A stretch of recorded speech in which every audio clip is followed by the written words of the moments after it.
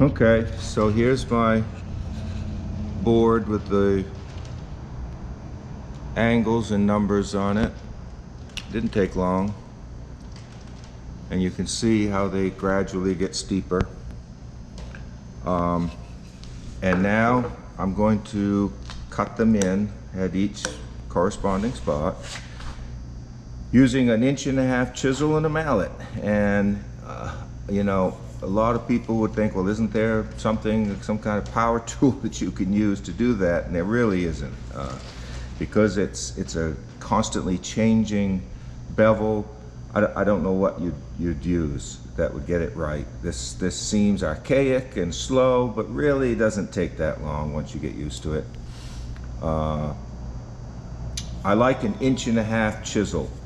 I've tried a 2-inch. It's too much. It's too big, and inch is too slow, too small.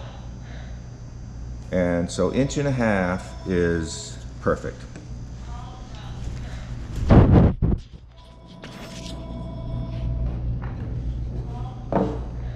And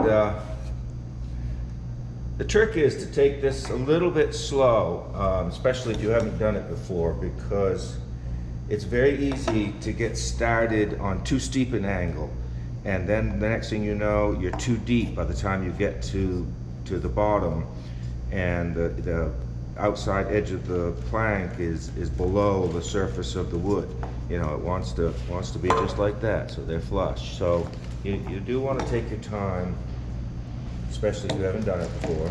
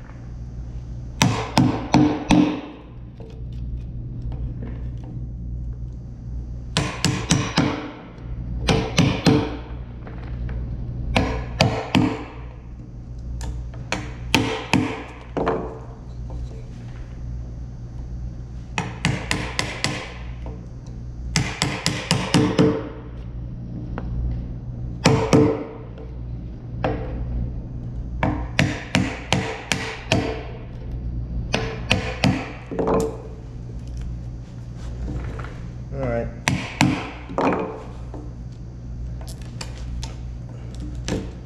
So that's coming along. We've got a ways to go.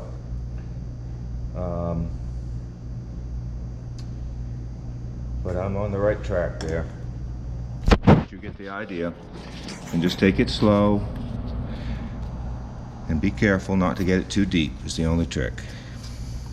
So I've got to take this bottom edge off and steepen this bottom part of it, steepen that up a little, and that'll let this drop down. And this wants to be a 90-degree corner in there, just like the wood. And then if you want to, you know, when it's time for a caulking bevel, you plane that onto the plank, not the keel. All right, so I'm going to do that. I'm going to finish chiseling all these in, and then I'll come back and we'll connect them. We'll show you how that's done.